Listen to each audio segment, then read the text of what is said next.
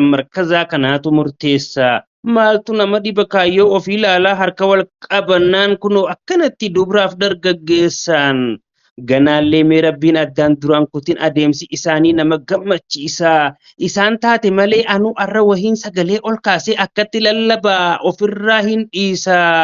Sii tanafaa jira eessatti hin dhiisare duuba yaa hadiisa. Ijoollee teenya rabbiin ganaas dahoo ta'ee isin nuufaa da'u gantuu fi gaddaafaa.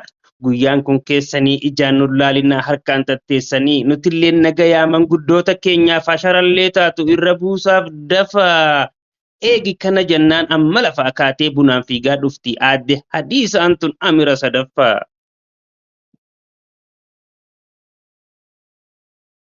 Kan kaabaaf kibbaas. Kan kaabaa fi kibbaas kan keessaa fi alaa kanaaf san hin jenne musliimoonni martuu kan dhiiraa fi dhalaa. Warri biyyaa ba'ees waan barbaadan gubbaa waan barbaachisullee milkaawaaf deebi'aa. Isiniin jennagaa hanga dhuftanitti nutis Itoophiyaa teenyee isin eeyna hammaattus nuuf biyyaa. Yaada kanarratti akkam jetta ati yaa aadde Ruuziyaa?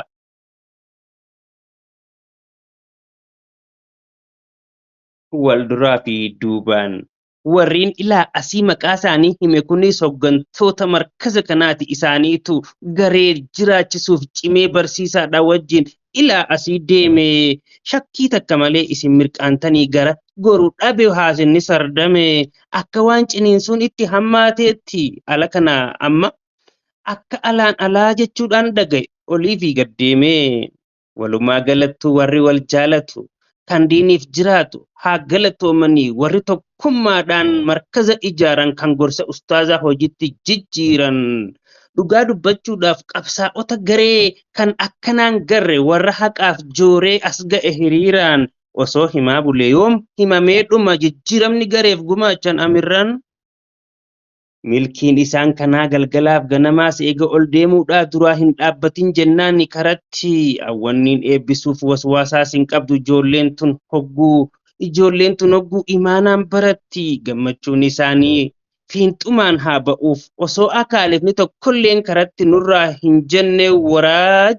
Yaa habiibii kiyya baay'ee galatoomi eega ijoollee tana guyyaa kanaan geesse ustaaz Abul Faraj.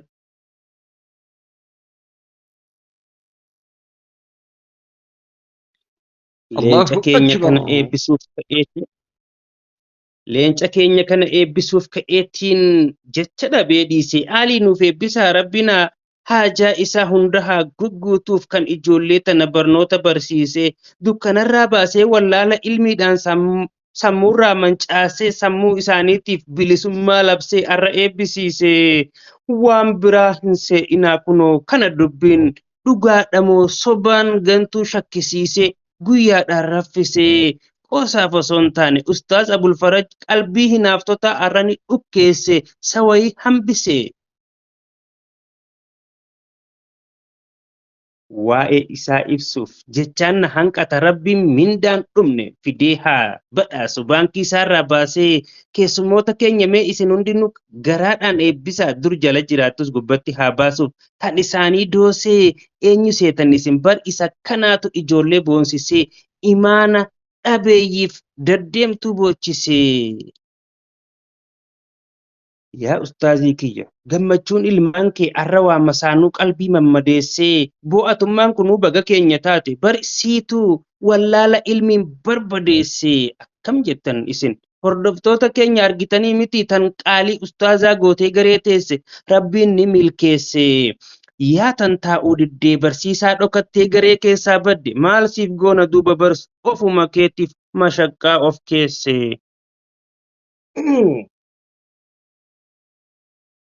Harrumaan tanaa'u kan osoo hin milkaa'in ijoollee jalaa haftee sheenaaf osoo boochuu ijji lachuu beeyte. Tan gaafa jalqaba maatii biraa kaatu buna akaakoonsii taa'ee dhugaa jiru beekiidhaan ganneeyte ta'uun ooltuun siin je'e jireenyaan jijjiiraaf biyya ambaa dheeyte. Furmaataas hin qabdu akka karaa malee deemaa jirtu beeytee yoo deebite malee hirriiba dhaabbinaa sanirraa dammeeyte. Har'aamiti isiin gaafuma kubbaayyaa akaakoo sandiitte tartiiba irraa meeyte dabeettiin akkasii har'a wanni beeytuun aduun isaan baati jettee yoo gaafattee seeraan hin deebiftu ijoolleen isiin jalaa karatti hafte sun har'a eebbifamnaan sheenaan qalbii jeeyxe yoo narraa fudhatan barattoota keenyaaf har'a wanniin dhaamuuf filadhaa saa'ibaas tokko tokko malee gariin garee dhufuus fagoodhaaf hin deemu. Yaata milkii feetu si haa gargaaruuti barnootaan jabaadhu bakka yaadde ga'uu meesiif haa hayyamu. Akkaan siin je'eeti markazaa hin ba'in galgala galgala tiiktook dheyna je'ee maammadoon si yaamuus.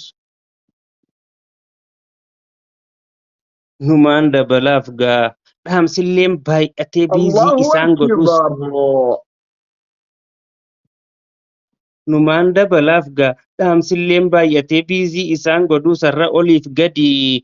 Anis eegaan dhufee dhaamsi kiyya ijoon kaniin ijoollee har'a eebbifamteef dhaamu eessa akka ta'e akka hin daganneedha kan gammachuu maddii isin gammaddaniis akka miidhe beekama saanuuwwan teessan har'aan tana gaddi walumaa galatti wannin jechuu fedhe hanga lubbuun jirtan dagachuu hin qabdan ustaaza waan ta'eef gammachuudhaaf maddii.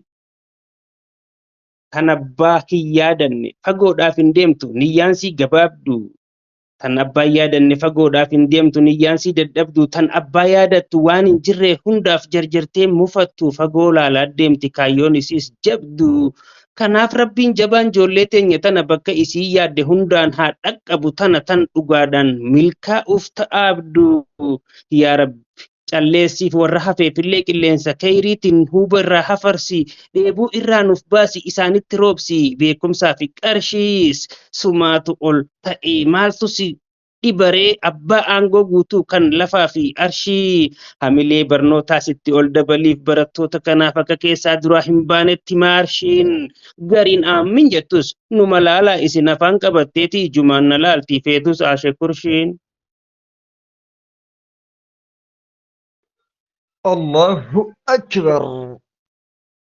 Tokko lama jechaa amma goolabuu fi anis qophii kiyya jennaan ijoollee teenyaan as ga'uu keessaniif adawwiin teessaniis ol jechuu dadhabdeen mataa lafa keessee oriitii iyyaa kan kunuu akkanaa kan itti aanu faan sanyuma isiitu biyyarraa ariyaa fuulduratti deemuu akka hin daganneen isiniif dhaama'an gariin eebba goonaan barnootatti dhiisee duubatti deebi'a. Warri liiftiin ba'e tarii yoo jiraates isaaf hin yaadinaa ammallee as keessaa kan hin taane rabbiin gingilchee haa baasu. Barataan qulqulluun kan ustaaza ofii yoomiyyuun daganne kan diinii jabeessu warra akkasiisa rabbiin harka qabee fi hin xanuuf haa baasu tanuma diddaadha wanni dandamaraat liiftiidhaan gad darbee biyyarraa fageessu. Keessummaan hedduudha sanuu manguddoon tun. Tattaa'uun dandeessu hordoftoota keenya hanga wal garrutti nagayaan jiraadhaa kanaa ol dabruudhaaf yeroo naaf hin geessu. Assalaamu alaikum warahmatullaahi wabarakaatuh.